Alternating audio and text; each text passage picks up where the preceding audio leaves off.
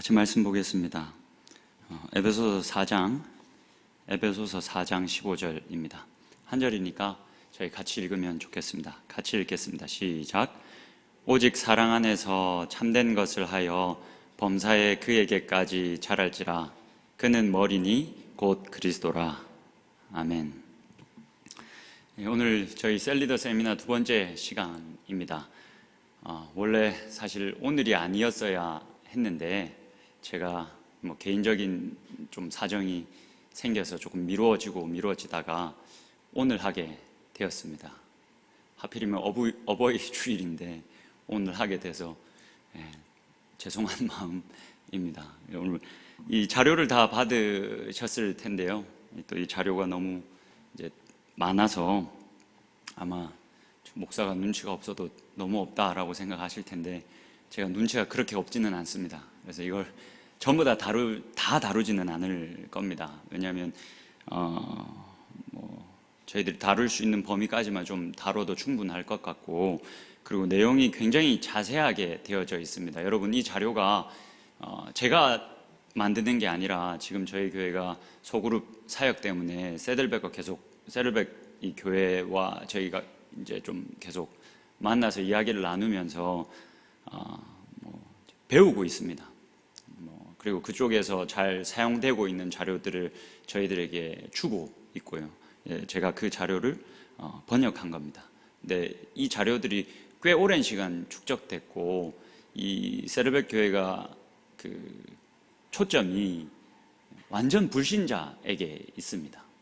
그러니까 완전 불신자들을 이제 교회에 오게 하고, 그들이 아무런 어떤 장애를 느끼지 않고 그리스도인으로 성장하게끔 하는 데에 굉장히 열심히 노력하고 있습니다. 그래서 이 자료도 보시면 알겠지만 굉장히 자세하게 나와 있습니다. 사실 제가 이런 걸 정리하는 걸 되게 힘들어 합니다. 왜냐하면 저도 모태 신앙이고 이때까지 줄곧 교회에서만 있었기 때문에 사실 저는 불신자였던 적이 없습니다. 그래서 설교할 때도 어떤 말씀을 나눌 때도 제가 자주 지적받는 것 중에 하나가 당연히 다 알고 있을 거다라고 생각하고 넘어가는 부분 때문입니다. 근데 이 교재는 참 좋은 게 정말 하나부터 열까지 어디에 앉아라, 어디서 뭘 펴라, 이런 걸 사실 이게 저희들이 보면 이렇게 쉬운 내용까지도 다 이렇게 했는가 하지만 사실 이걸 말로 정리하기가 쉽지 않습니다. 근데 이게 잘 정리된 자료이기 때문에 여러분들이 오늘 하는 데까지만 하고 나머지 부분들은 여러분들이 집에서 살펴보셔도 좋고, 오늘 또 어버이날이라 부득이하게 참석하지 못하신 분들은 제가 저희 교구장님들 방에 이 자료를 그대로 올려 놓았습니다. 이걸 교구장님들이 조금 나눠 주셔서 집에서라도 그냥 한번 쭉 읽어보셔도 충분히 여러분들에게 유익한 내용들도 있고 하니까 그렇게 살펴보시면 좋겠습니다. 클래스 201 두 번째 시간입니다. 지금 클래스 세미나가 이렇게 구성이 되어져 있습니다. 101에서부터 401까지 구성이 되어져 있고, 저번 시간에 저희가 101 수업을 같이 나누었었습니다. 오늘은 201. 다음번이 언제가 될지는 모르겠지만 다음번에는 301, 401 이렇게 진행이 될 겁니다. 101에서는 사실은 이 그리스도인으로의 헌신, 그리고 두 번째 시간은 성숙으로의 헌신, 세 번째 시간은 사역으로의 헌신, 네 번째 시간은 사명으로의 헌신을 다짐하는 시간이다라고 여러분들이 보시면 됩니다. 그래서 잠깐만 저희들 리뷰를 하자면, 첫 번째 시간에 그리스도인 되었다라는 것의 의미가 무엇인가, 그리고 그런 의미를 저희들이 다시 한 번 더 확인하고 그리스도인으로 살겠다, 서약하는 시간을 좀 저희가 가졌습니다. 소그룹 이제 서약서 이런 것도 좀 저희들이 나누어 드리고, 그리스도인이 되었다라는 것은 하나님이 내 삶의 주인 되셨다, 하나님이 내 삶의 왕이 되셨다라는 것이다 라는 것을 저희가 함께 나누었었습니다. 하나님이 나의 삶의 주인이시고 하나님이 나의 삶의 왕이시다 라는 것은 하나님께서 나의 삶을 향한 가지고 계신 그 하나님의 목적을 이루어가면서 사는 존재로 기대받는 자들이 되었다라는 의미이기도 합니다. 이전까지는, 그리스도인이 되기 전까지는 나의 목적, 나의 목표, 나와 나의 가족 정도를 건사하는 것, 이것이 우리 인생의 목표였다면 그리스도인이 되어서 하나님이 나의 왕, 나의 주인 되셨다라는 것은 이제는 그것보다 훨씬 더 높은 가치를 쫓아서 하나님의 목적을 이루며 살아가는 존재가 되었다라는 의미라고 말씀을 함께 같이 나누었었습니다. 그래서 하나님이 이 깨어진 세상을 회복해 가시는 것, 그것에 동참하며 살아가는 삶, 이것이 그리스도인의 삶이다 라는 이야기를 좀 나누어 샀습니다. 이번에는 201 시간입니다. 나눠드린 자료를 한번 보시겠습니다.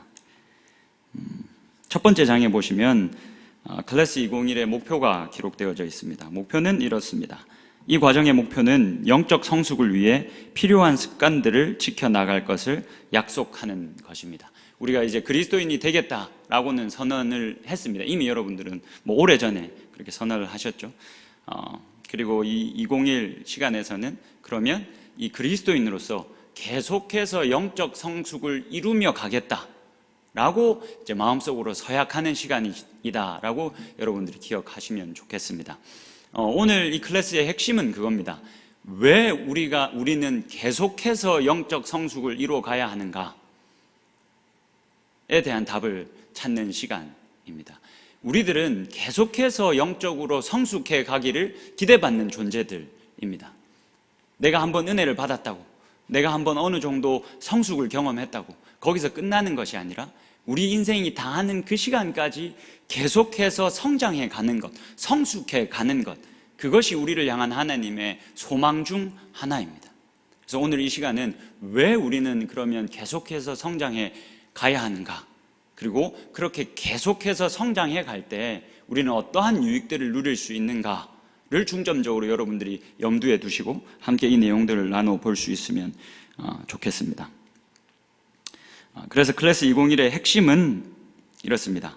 이번 과정에서는 그리스도인들의 영적 성숙을 위한 필수적인 4가지 습관에 중점을 둡니다. 당신이 이러한 습관들을 시작하는 데에 필요한 기술들을 알려드립니다. 당신이 이러한 습관들을 계속할 수 있는 방법들을 설명합니다. 그 4가지 습관은 뭐냐면 아래에 클래스 201의 개요를 보시면 일단 서론적으로 영적 성숙은 무엇인가에 대해서 저희들이 나눌 것이고, 첫 번째 습관 하나님의 말씀을 매일 묵상하기, 그리고 두 번째 습관 기도 하나님과 대화하기, 세 번째 습관 11조 하나님께 돌려드리기, 네 번째 습관 교제 하나님의 가족을 누리기, 이 4가지 습관에 대해서 저희들이 좀 살펴볼 겁니다. 그런데 이 시간은 새가족 교육을 하고 있는 시간이 아니라 저희들이 리더 세미나의 시간이기 때문에 자세하게 제가 생각할 때 이 내용들을 다 나눌 필요는 없을 것 같습니다. 그래서 서론격인 이 영적 성숙이란 무엇인가 이 부분과, 그리고 좀 특별히 제일 중요한 습관인 하나님의 말씀을 매일 읽는 것, 매일 묵상하는 것, 이 부분까지만 여러분 살펴보도록 하겠습니다. 그러니까 끝까지 다 가지 않을 테니까 여러분 안심하시고 있는 시간 동안 함께 말씀을 나눌 수 있으면 좋겠습니다. 한 장을 넘기셔서요, 시작하면서로 넘어가 보겠습니다. 자, 영적 성숙이란 무엇인가?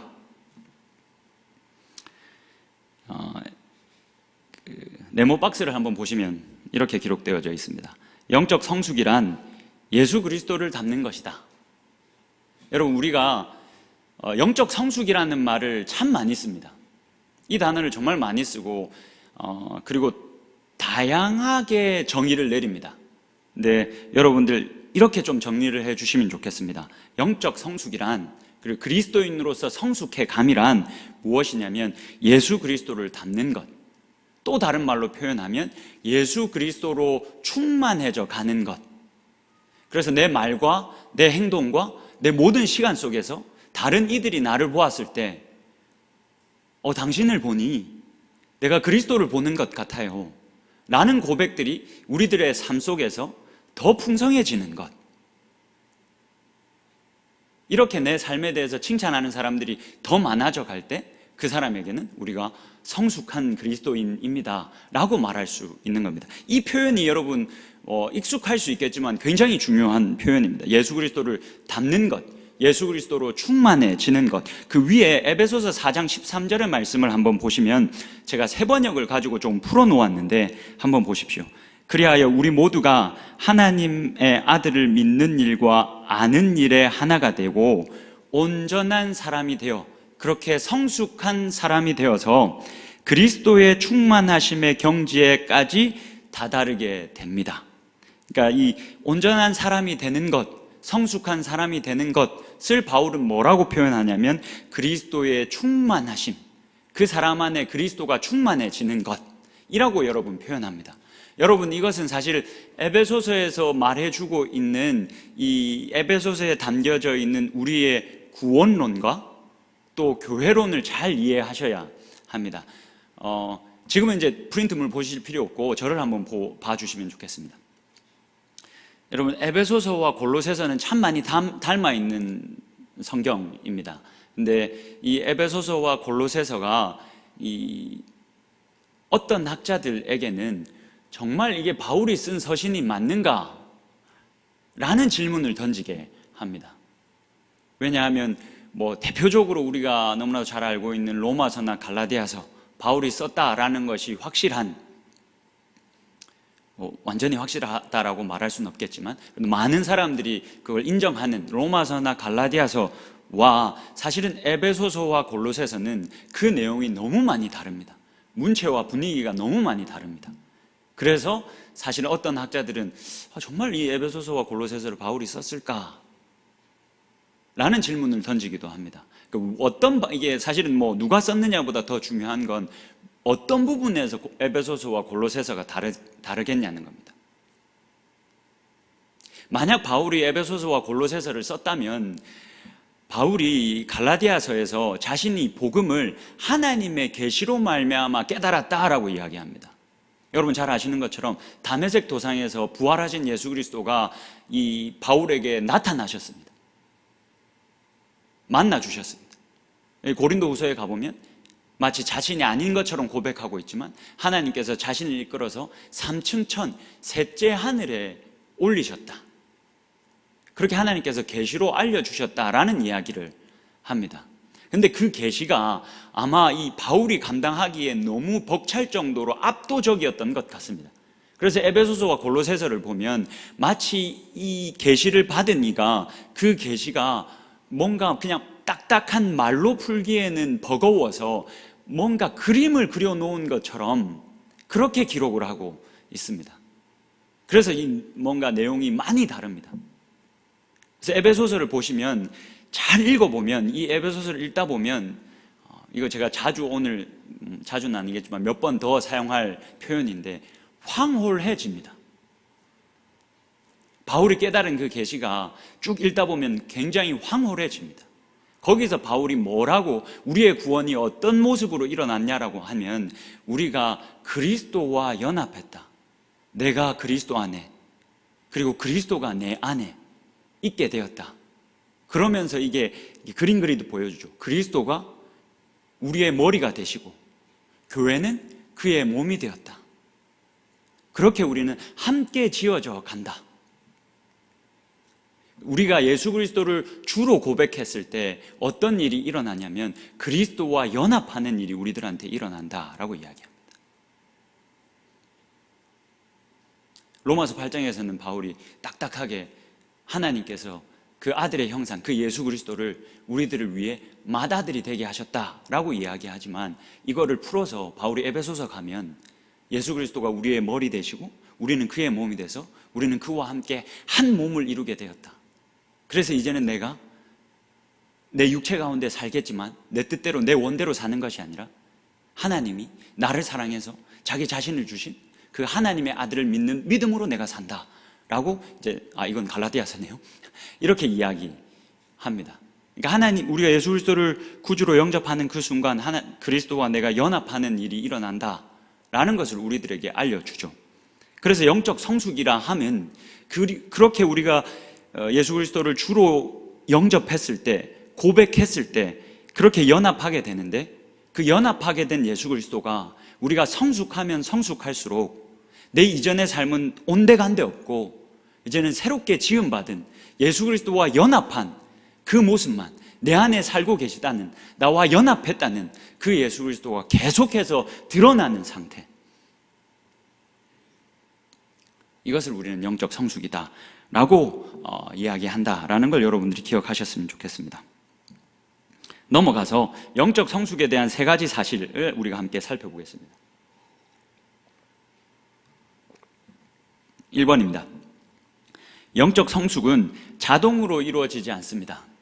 우리가 우리의 삶에서 그리스도가 더 충만해져야 하는데 이 영적 성숙이 그냥 이루어지지는 않는다라는 사실을 우리가 분명히 기억해야 합니다. 히브리서 5장을 보면 이 히브리서 저자가 독자들에게 이렇게 이야기합니다. 시간으로 보면 여러분은 이미 교사가 되었어야 합니다. 말씀을 잘 알고 말씀에 능통해서 그 말씀대로 살고 그 말씀을 잘 나누는 사람이 되었어야 합니다. 그런데 당신들 그러지 못하고 여전히 아이와 같습니다 라고 이야기합니다. 다시금 하나님의 말씀의 초보적 원리를 남들에게서 배워야 할 처지에 놓여 있습니다. 여러분은 단단한 음식물이 아니라 젖을 필요로 하는 사람이 되었습니다. 젖을 먹고서 사는 이는 아직 어린 아이이므로 올바른 가르침에 익숙하지 못합니다. 시간이 그냥 흐른다고 해서 내가 그냥 신앙생활 모태신앙이 되었든 어렸을 때 왔든 어른이 되어 왔든 그냥 그렇게 교회를 다니기 시작하고 그냥 시간이 흐른다고 우리들 안에 예수 그리스도가 충만해지는 게 아니라는 겁니다. 그리고 예수 그리스도로 충만해지지 못하면 사실은 자기 손해입니다. 그리스도 안에서 누릴 수 있는 그 풍성한 삶을 맛보지 않고 그냥 어린아이처럼 살아갈 수밖에 없기 때문에 사실은 영적 성숙함을 이루지 못한다는 것은 자기 손해입니다. 두 번째입니다. 영적 성숙은 지난한 과정을 요구합니다. 베드로후서 3장을 한번 보십시오. 여러분은 우리 주님이신 구주 예수 그리스도의 은혜와 그분을 아는 지식에서 점점 자라가십시오. 여러분 이걸 한번 잘 보십시오. 예수 그리스도의 은혜와 그분을 아는 지식, 이게 지금 우리가 흔히 말하는 등위 접속사로 연결되어져 있습니다. 그러니까 예수 그리스도의 은혜 그리고 그분을 아는 지식을 같은 위치에 놓고 있는 겁니다. 그렇게 점점 자라가십시오. 이게 결과입니다. 이 말을 또 다른 말로 하면 그분을 아는 지식, 그분을 아는 지식이 성경에 기록되어져 있죠. 이 지식이 풍성하면 풍성할수록 우리가 받고 누리고 즐길 수 있는 은혜가 그거에 비례해서 커져간다라는 말입니다. 그것과 비례해서 그 은혜가 커져갈 때 우리는 결과적으로 점점 자라가게 됩니다. 영적 성숙의 비밀은 사실은 이 성경을 알아감, 하나님의 말씀에 점점 더 능통해져 감에 있습니다. 그래서 이런 지난한 과정, 엉덩이 붙이고 앉아서 이 말씀이 정말 그러한가? 이 말씀이 어떠한 말씀인가? 그리고 이 말씀에서 보여주고 있는 하나님의 나라는 정말 어떠한 나라인가? 그리고 이 하나님의 나라는 도대체 어떠한 원리로 운영되어지고 있는가에 대해서 힘들겠지만, 지루하겠지만, 어렵겠지만 계속 엉덩이 붙이고 앉아서 그렇게 씨름하고 싸움하면 우리가 받을 수 있는 은혜가 이전에는 이만큼만 받았다면 그 시간이 깊어지면 깊어질수록 이만큼 받을 수 있고 우리는 그렇게 자라간다라고 성경은 이야기를 합니다. 세 번째입니다. 영적 성숙에는 그렇기 때문에 훈련이 필요합니다. 디모데전서 4장입니다. 하나님을 모독하는 무가치한 신화를 버리고 경건한 사람이 되도록 훈련하십시오. 육체의 훈련은 약간의 유익이 있으나 경건은 모든 일에 유익이 있습니다. 여러분, 누군지 잘 아시죠? 손흥민입니다. 지금 바울이 이 디모데전서 4장에서 육체의 훈련과 경건의 연습을 같이 이제 비교해서 이야기하고 있습니다. 손흥민 선수가 요즘 너무 잘해서 대한민국에 사실은 자랑이 되고 있죠. 많은 사람들이 이제 손흥민 선수가 이제 월드 클래스가 되었다라고 이야기합니다. 지금 너무 잘하는데 이제 자신이 월드 클래스가 됐다라고 사람들이 인정합니다. 이제 그 인정을 받았으니 이렇게 한번 생각해 보시죠. 그 인정을 내가 받았으니 이제 더 이상 내가 연습하지 않아도 돼. 하지 않아도 돼. 이게 손흥민 선수가 어렸을 때부터 오른발 슈팅, 왼발 슈팅 이걸 뭐 하루에 몇백 개씩 빠짐없이 했다 그러죠. 그리고 지금도 계속 개인 훈련을 쉬는 날에도 한다고 합니다. 그런데 이렇게 한번 생각해 보시죠. 이제 내가 월드 클래스로 인정을 받으니까 이제는 이 지루하고 힘든 훈련을 하지 않아도 돼. 이제 좀 쉬자. 그렇게 쉬면서 시합을 뛰러 나간다라고 여러분 생각 한번 해보십시오. 어떤 일이 벌어질까요? 여러분, 제가 지금은 여러분들 보시기에 너무 비실비실하고 비리비리해 보이시겠지만 제가 그래도 몇 년 전까지만 해도 그렇게 비실비실한 사람은 아니었습니다. 지금 너무 비실비실하지만 그래도 제가 20살 때에는 뭐 이 정도는 아니어도 막 K리그, K2 리그에 뛰고 J2 리그에서 뛰고 그리고 이제 프로에 입단 테스트 보려고 못 만들고 있던 이런 사람들과도 공을 차던 사람이었습니다. 여러분, 못 믿으시겠지만. 근데 그 프로로 뛰다가 다치고 오랫동안 운동을 안 하고 이제 그 운동하는 곳에 오게 된 분이 있었습니다. 근데 그분이 이 공을 차보신 분들은 아실 겁니다. 공이 이렇게 패스가 이렇게 쭈르륵 갑니다. 그러면 수비수들은 공이 이렇게 쭈르륵 가면 단번에 움직여야 됩니다. 근데 여러분, 이게 하체 근육이 이제 없으면 어떻게 움직이냐면 이렇게 움직입니다. 이거 제가 이렇게 하는 게 아니라 이렇게 움직인 사람은 좀 선배였고 그 후배들이 이제 이 선배가 없을 때 욕하는 걸 제가 들었습니다. 아니, 운동 좀 하고 오지 왜 이렇게 움직이냐고. 훈련을 멈추면 여러분들 이렇게 운동선수들 이렇게 되지 않습니까? 지금 바울이 이 육체의 훈련과 경건의 연습을 같은 선상에 놓고 우리들에게 얘기하고 있습니다. 이 말은 무슨 말입니까? 여러분, 내가 그때 은혜 많이 받았어. 그리고 내가 그때 할 만큼 했어. 이제 안 해도 돼. 제자 훈련 내가 한번 할 만큼 했잖아. 성경 공부 내가 할 만큼 했잖아. 그렇게 훈련과 연습을 멈추면 우리는 어떻게 된다는 겁니까? 공이 이렇게 가는데 이렇게 된다는 거예요. 그렇게 될 수밖에 없다라는 걸 이야기하는 겁니다. 다시 돌아가겠습니다. 넘어가서 제자의 4가지 습관을 한번 보겠습니다. 3페이지에 있는 제자의 4가지 습관입니다. 나는 어떻게 제자가 될 수 있습니까? 네모 박스를 한번 보시죠. 나는 어떻게 제자가 될 수가 있습니까? 습관을 훈련하는 것을 통해서 될 수 있습니다. 손흥민 선수가 월드 클래스가 된 건 그의 훈련이 그를 그렇게 만들었던 것처럼 우리도 계속해서 그리스도로 충만해지기 위해서는 훈련이 필요합니다. 골로새서 3장의 말씀을 한번 보시겠습니다. 서로 거짓말을 하지 마십시오. 여러분은 옛 사람을 그 행실과 함께 벗어버리고 새 사람을 계속해서 입으십시오. 이게 그 원어의 뉘앙스를 다 살리면 계속해서 입으십시오 라고 또 할 수 있습니다. 이 새 사람을 자기를 창조하신 분의 형상을 따라 끊임없이 새로워져서 참 지식에 이르게 됩니다. 우리가 계속해서 끊임없이 새로워져야 참 지식에 이를 수 있습니다. 그 풍성한 지식에 다다를 수 있다라고 골로새서에서는 이야기하고 있습니다. 다음과 같은 4가지 습관이 있습니다. 첫 번째는 하나님의 말씀을 매일 묵상하는 것인데, 여러분 여기서 잠깐 이것만 한번 보시겠습니다. 히브리서 11장 1절입니다. 이 4가지 습관 아까 제가 말씀드린 거고, 왜 이것을 우리가 계속해야 되느냐, 쉽게 말하면 우리의 믿음이 다하지 않게 하기 위함입니다. 근데 이 히브리서 11장에서 믿음을 어떻게 정리를 하냐면, 믿음은 바라는 것들의 실상이다. 여러분 무엇을 바라고 살아가십니까? 또 다르게 질문하면, 성경은 우리로 하여금 무엇을 소망하며 살아가게 합니까? 성경은 우리로 하여금 무엇을 소망하고 살아라고 이야기합니까? 예수 그리스도가 끌고 온 그 하나님의 나라를 소망하며 살라라고 명령합니다.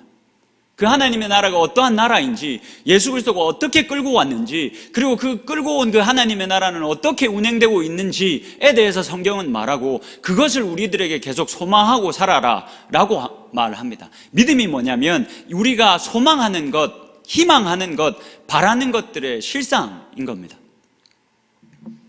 그 하나님의 나라를 실제되게 하는 것이 믿음입니다. 그리고 또 다른 정의는 보이지 않는 것들의 증거다. 이건 우리들의 책임입니다.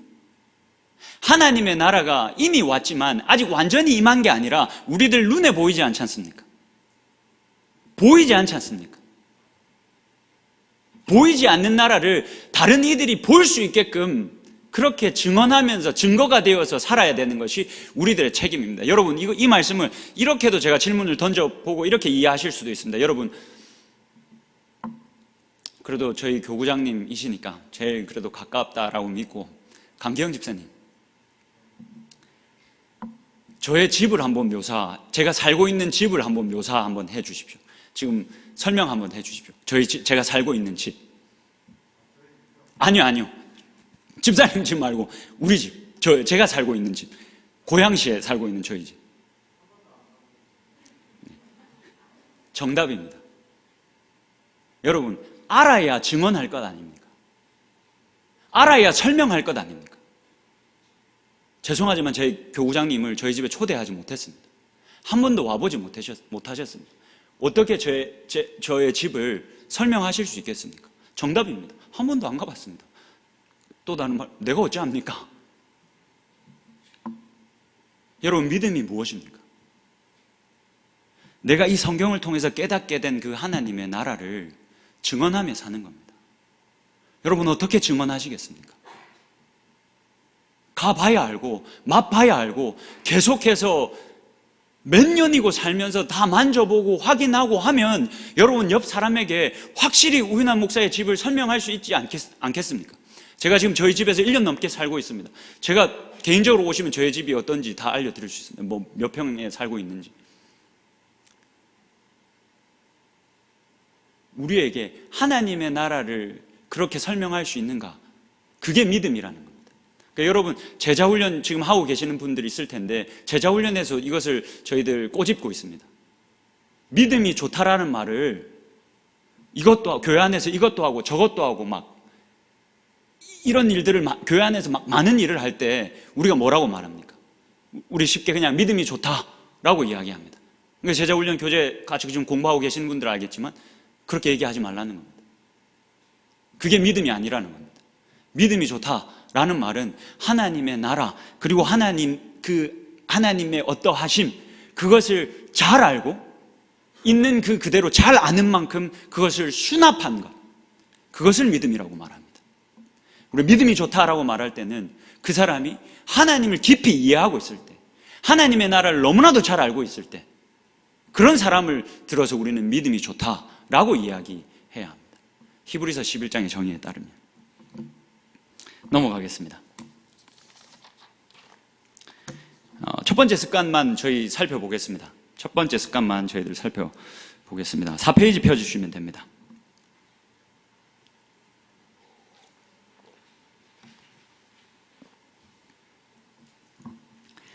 첫 번째 습관, 하나님의 말씀을 매일 묵상하기. 디모데후서 3장에 이렇게 기록되어져 있습니다. 모든 성경은 하나님의 감동으로 된 것으로 교훈과 책망과 바르게 함과 의로 교육하기에 유익하니, 이러한 성경이 어떤 결과를 가져오냐면 17절입니다. 이는 하나님의 사람으로 온전하게 한다. 또 다른 말로 무슨 말입니까? 그리스도로 충만하게 한다. 무엇이? 성경이. 이 하나님의 말씀이 우리로 하여금 온전하게 하고 우리로 하여금 그리스도로 충만하게 합니다. 그리스도가 어떠한 일을 하셨는지, 하시고 계신지, 또 하실 것인지에 대해서 성경이 증언하고 있기 때문에 그렇습니다. 두 번째로 이렇게 또 이야기합니다. 모든 선한 일을 행한 능력을 갖추게 한다. 여기서 모든 선한 일을 행할 능력, 이게 무슨 말을 의미합니까? 내 삶에서 모든 행동과 내 모든 말이 그리스도와 같아지는 것을 의미합니다. 그냥 단지 어떤 구제하고 이웃 도와주고, 물론 그것이 가장 대표적으로 예시가 될 수 있겠지만, 내 모든 언행 속에서 그리스도가 나타나는 그 능력, 그 능력의 연료가 무엇이다? 성경이다. 그러니까 계속해서 여러분들이 이 성경을 손에서 놓지 않고 계속 묵상하고 계속 공부하고 계속 연구하고 계속 암송해야 이 연료가 채워지는 겁니다.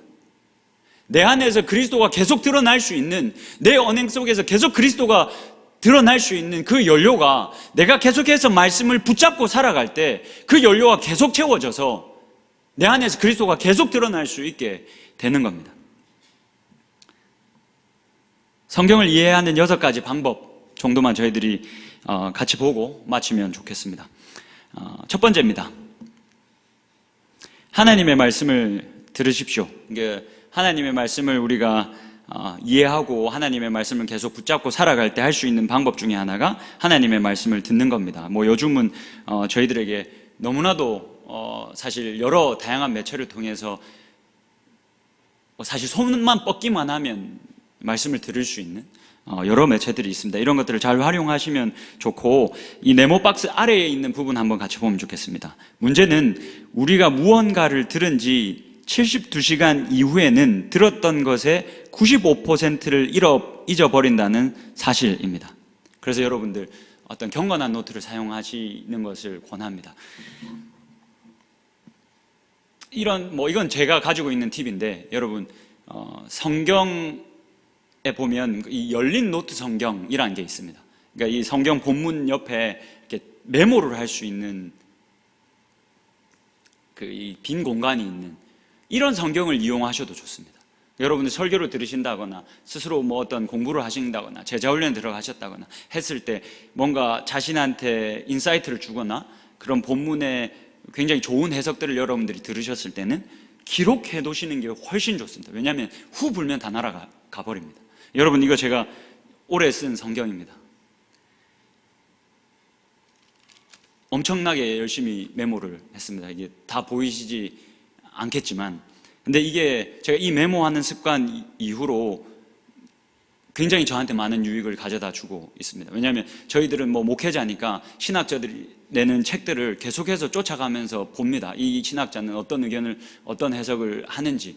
근데 너무 좋은 걸 볼 때면 막 진짜 그 책에서 헤어나오지 못할 만큼 엄청난 기쁨을 누립니다. 근데 그게 금방 사라져 버립니다. 그래서 저 같은 경우는 그런 해석들을, 그런 인사이트를 여기다 적어 놓습니다. 그러니까 적어 놓았더니 그 다음부터는 다시 보니까, 또 다시 보니까 이제는 막 제 머리에 그대로 있는 겁니다. 그래서 여러분들 이런 것들 이용하셔도 좋고, 따로 노트를 만드셔도 좋습니다. 제가 저희 지금 제자훈련 하고 있는데, 저희 제자반을 좀 자랑을 잠깐 해야 될 것 같습니다. 저희 남성 제자반 주일 저녁에 하고 있는데, 제가 대단한 분들과 함께 하고 있습니다. 그 중에 한 분이 김명필 집사님이십니다. 김명필 집사님이 지금 예수님을 영접하시고 정말로 이전과는 다른 삶을 살고 계십니다. 그리고 이분이 하시는 것 중에 하나가 큐티를 매일 하십니다. 7년, 8년째 하고 있는 그 큐티책을 다 모아놓고 계시답니다. 어쩌다가 한 번씩 7년 전에 했던 그 큐티책을 꺼내서 보신답니다. 그러면 자신이 얼만큼 성장했는지가 너무 잘 보인다. 이전에는 이 말씀 보면 한 줄 쓰기도 벅차셨답니다. 근데 지금은 그 말씀을 보면서 막 쓰시는 모습을 보면서 자신이 그게 너무나도 귀한 재산이다라고 얘기를 하시더라고요. 더 대단하신 분이 한 분 있으십니다. 한지만 장로님이시라고. 네, 이거 한번 보시겠습니까? 제가 한번 읽어드릴게요. 샬롬, 이 시간 은혜를 나누고 싶네요. 찬양과 말씀을 묵상하는 가운데 과연 성령 충만이 무엇일까 하는 것이 번뜩 생각난 것입니다. 이전까지도 이 성령 충만이 도대체 뭘까, 이거를 고민을 이따금씩 계속 해오셨다라고 합니다. 왜냐하면 성령 충만에 대한 정의도 너무 다양하니까. 그거에 대해서 찬양 들으시면서 고민하고 이제 묵상하시다가 성령 충만을 여러 가지로 이야기하지만 저에게 주께서 주신 마음은, 그때에 주신 마음은 내 안에 예수 그리스도로 꽉 차 있는 상태였습니다. 정말 감동되고 가슴이 벅차며 눈물이 왈칵 쏟아질 만큼의 진한 여운이 남습니다. 그리스도 안에서 오늘도 평안하십시오. 이렇게 나눠 주셔서 저희들이 다 같이 은혜를 받고 그 주에 이제 저희들이 모였습니다. 그래서 어떤 상황 속에서 이렇게 깨달으셨습니까? 그 내용을 좀 나눠주시죠 라고 부탁을 드렸더니 장로님이 이제 이런저런 이야기를 쭉 해주시면서 장로님이 이렇게 이야기하셨습니다. 근데 그때 그 순간 하나님이 그 성령 충만이 정말 무엇일까? 예수 그리스도로 내 안에 꽉 차 있는 상태, 그렇게 응답을 탁 하시고 자신이 깨달음을 얻는데 황홀하더라고요. 너무 황홀하더라고요. 이렇게 이야기하시더라고요. 여러분, 말씀을 계속 묵상해 가시면서 한지반 장로님이, 여러분 저보다 더 잘 아시겠지만 저희 교회에서 진행한 모든 제자 훈련을 다 받으셨습니다. 가히 제자 훈련의 마스터이십니다. 담임 목사님과 처음 같이 하는 시간부터 모든 제자 훈련을 다 받으셨습니다. 여러분, 말씀을 묵상하고 말씀을 고민하면서 이렇게 묵상하시는 가운데 여러분들 황홀하다라는 느낌을 받으신 적 있으십니까? 만약에 없으시다면 혹 내가 이 연습을, 이 훈련을 나는 멈추지 않았나 를 돌아보셔야 합니다. 우리가 그렇게 그 훈련과 연습을 멈추지 않을 수 있다면 여러분, 예수 그리스도가 오셔서 우리들에게 선물한 그 풍성하다는 그 삶을 우리가 누리며 살 수 있습니다. 그 말씀만 봐도 막 가슴 떨리고 손 떨리고 황홀한 그 놀라움을 여러분 맛보고 살아갈 수 있습니다. 우리들에게 실제로 왔습니다. 우리가 이거 덮어놓고 살지만 않으면 그렇게 살 수 있습니다. 넘어가겠습니다. 두 번째, 하나님의 말씀을 읽으십시오. 하나님의 말씀을 여러분 읽어야 하지만 넘어가서 매일의 삶에서 하나님의 말씀을 읽기 위한 제안을 보시면 여러 번역본들을 사용해서 성경을 읽으셔도 좋습니다.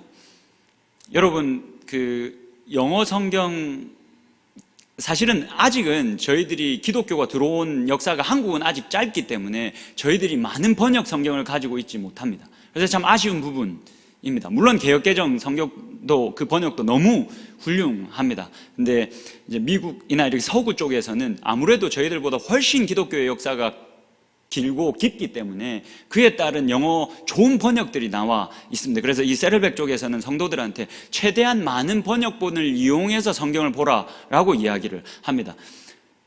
이건 팁인데 혹시나 영어 성경 읽는 게 관심이 있으시면 이렇게 좀 보셔도 좋습니다. 이게 대표적인 4개의 번역본이라고 할 수가 있는데 NASB, ESV 같은 경우는 이게 성경 원어, 헬라어, 히브리어와 그 NASB 같은 경우는 거의 1:1 대응이라고 보시면 됩니다. 거의 완전 직역입니다. 그러니까 히브리어, 헬라어에 나와 있는 그 단어들을 사실 최대한 그대로 직역해서 해놓으려고 한 게 NASB입니다. 그리고 그 NASB에서 조금 더 그래도 조금 이해하게끔은 써보자 해서 번역한 것이 ESV입니다. 그래서 ESV 여러분 들어보셨을 겁니다. ESV 성경이 사실은 그렇게 좋은 성경입니다. 그래서 사실은 신학자들은 당연한 거고 목회자들은 NASB, ESV를 볼 수 있으면 좋습니다.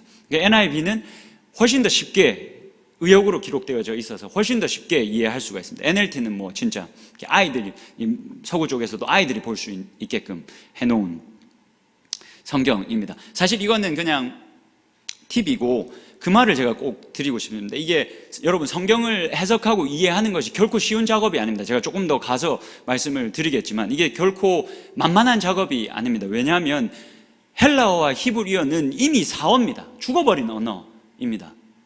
그리고 이 언어를 우리는 번역하고 이것을 이해하고 받아들여야 합니다. 근데 그 언어가 여러분 생각 한번 해보십시오. 한국어를 영어로 번역한다고 생각해 보십시오. 한국어의 지화자, 여러분 이거 영어로 어떻게 번역하시겠습니까? 지화자 이거밖에 더 있겠습니까? 1:1로 대응이 안 됩니다. 여러분 헬라어, 히브리어 이런 거 단어 있지 않겠습니까? 1:1로 대응 안 되는 게, 영어도 1:1로 대응 안 되는 게 있고 한국어로는 더 그렇습니다. 그래서 이 많은 번역본들이 필요한 겁니다. 그리고 그 문장이 헬라어, 히브리어 모두 다 깔끔하게 쓰여져 있지 않습니다. 그래서 이 번역하는 게 굉장히 보통 일이 아닙니다. 그래서 이 개역개정을 여러분들이 보시면 왜 무슨 말인지 이게 도대체 무슨 말이지 하는 게 여러분들의 잘못이 아닙니다. 원어가 그만큼 어렵게 되어져 있습니다. 그것을 최대한 풀어서 전달하려고 노력한 게 우리가 가지고 있는 성경입니다. 그리고 우리가 어려운 게 당연한 겁니다. 넘어가겠습니다. 좀 쭉 넘어가고 30일 만에 신약 성경을 일독할 수 있습니다. 이런 표들도 여러분들이 좀 이용하셔도 좋습니다. 3번 하나님의 말씀을 연구하십시오. 디모데후서 2장의 말씀 한번 보시죠.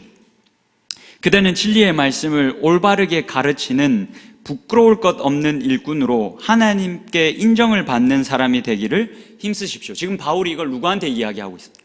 디모데에게 이야기하고 있습니다. 말씀 맡은 자, 말씀을 가르치고 나눠야 하는 말씀 맡은 자 디모데에게 하고 있습니다. 진리의 말씀을 올바르게 가르치라, 분별하라 라고 되어져 있고 그렇게 번역되어져 있는데, 이거는 로마의 문화를 어느 정도 좀 이해하셔야 됩니다. 여러분, 로마가 당시에 굉장히 많은 나라들을 정복했습니다. 그리고 여러분들 잘 아시겠지만 그 정복하면 이 로마가 어떤 일을 했냐면 길을 닦았습니다. 길을 정말 잘 닦았습니다. 그래서 모든 길은 로마로 통한다라는 말이 있죠. 왜 잘 닦았냐면 이 사람들이 뭔가 반란을 일으키면 로마 군대가 바로 가서 진압을 해야 됐기 때문에 뭔가 이 길이 나 있지 않으면, 여기서 반란이 일어나면 중앙에서 이게 통제가 안 되기 때문에 길을 잘 놨습니다. 이게 지금 진리의 말씀을 옳게 올바르게 가르치라 라는 단어에 있는 이 의미입니다. 하나님의 말씀을 올바르게 구분하고 바른 길을 내서 너가 말씀을 먹이는 성도들이 바른 길을 갈 수 있게 해라. 이 하나님의 말씀을 잘 분별해서 바른 길을 내어 주어라. 그 말씀을 듣고 따라오는 성도들이 이 바른 길로 갈 수 있게끔 그렇게 너가 하나님의 말씀을 잘 분별해야 한다.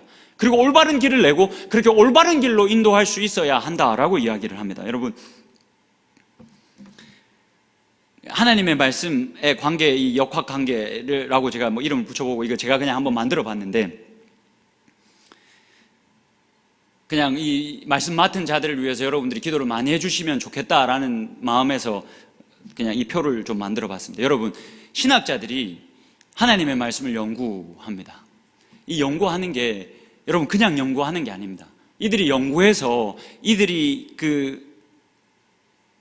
그렇게 연구해서 신학을 견고히 세워나가면 그 신학이 우리들에게 영향을 미칩니다. 우리들의 신앙은 신학이 결정합니다. 제가 이게 지금 시간이 많이 없기 때문에 다 설명을 할 수는 없지만 여러분, 우리가 신학을 우습게 보면 안 됩니다. 정말 이 신학이 여러분들의 신앙을 다 결정합니다. 왜냐하면 이 사람들이, 신학자들이 열심히 연구를 하고, 이 사람들은 사실 제일 부러운 사람들이죠. 하늘에 속해져 있지 않습니까? 그냥 이 말씀만 붙잡고 연구하는 사람들이지 않습니까? 근데 이게 보통 일은 아닌데 이 사람들이 연구를 해서 그 연구의 결과들을 내어놓으면 목회자들은 그 연구 결과물들을 씹고 소화해야 합니다. 이 씹고 소화하지 않으면 바른 길을 낼 수가 절대 없습니다. 근데 목회자들은 이걸 씹고 소화할 뿐만이 아니라 우리들에게는 필드도 맡겨져 있습니다. 현장도 가지고 있잖아요. 신학자들은 그냥 여기서 말씀만 보면 되는데, 목회자들은 이들이 내놓은 결과물을 씹고 소화할 뿐만이 아니라 현장도 책임을 져야 합니다. 성도들도 돌아봐야 합니다. 이게 사실은 제대로 하려면 보통 일이 아닌 겁니다. 그래서 여러분, 이 말씀 맡은 자들, 물론 성에 차지 않는 부분들이 여러분들이 보실 때 목사들을 향해서 성이 차지 않는 부분들이 굉장히 많으실 겁니다. 그럼에도 불구하고 말씀 맡은 자들의 역할이 교회 안에서 정말로 중요합니다. 바른 길을 내지 않고 잘못된 길을 내면 다 망합니다.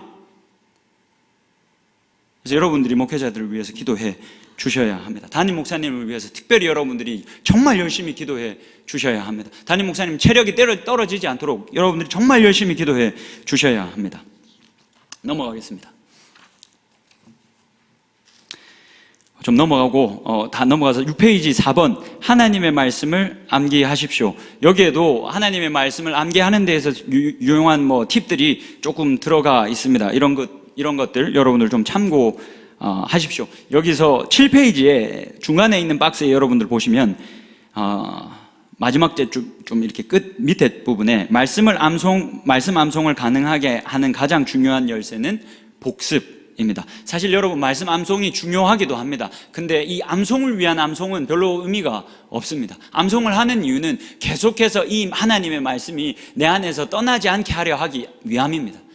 신명기 5장에서도 보면 그 유대인들이 그렇게 살았지 않습니까? 문지방에 붙이고 막 손에 기호로 삼고 이런 것들, 그렇게 하기 위함입니다. 그렇게 하면 시편 19편에서 말하고 있는 것처럼 하나님의 말씀이 송이꿀보다 더 달고 하나님의 말씀을 보다 황홀해지는 것을 여러분들 느끼실 수 있을 겁니다. 넘어가겠습니다. 9페이지에 있는 하나님의 말씀을 묵상하십시오. 하나님의 말씀을 묵상하는 것, 저희들 이걸 큐티라고도 많이 하고 이런 부분은 여러분들이 잘하고 계시다라고 생각합니다. 그리고 넘어가서 10페이지에 있는 6번입니다. 하나님의 말씀을 삶에 적용하십시오. 여러분 이 이야기만 좀 하나 하고 마치겠습니다. 우리가 지금 성경을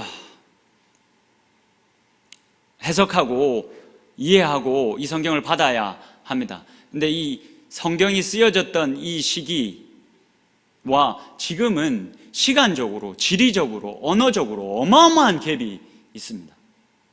무조건 이게 이걸 숏컷이라고 부를 수 있는데 그냥 물론 큐티 하면서 바로 그 본문을 보고 느껴지는 것을 은혜로 받는 것, 이것도 너무나도 중요합니다.